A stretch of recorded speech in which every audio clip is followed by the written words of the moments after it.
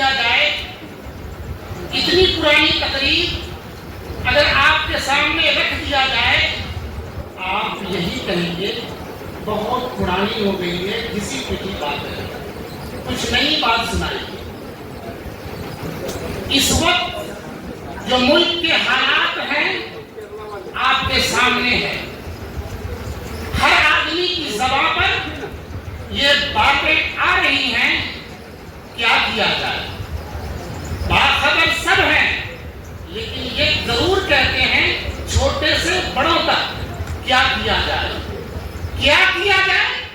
وہ تحریر اگر زندہ ہے، وہ تحریر اگر دل میں لگانے کے لائق ہے تو وہ تحریر ہے مفکر اسلام حضرت مولانا سید ابو المحاسن محمد سجاد رحمۃ اللہ علیہ۔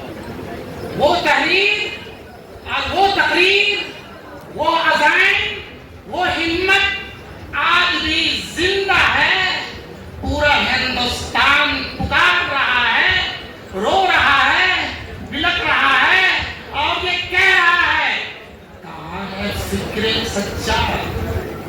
کہاں ہے فکر سجاد؟ کہاں ہے تقریر سجاد؟ کہاں ہے عزائم سجاد؟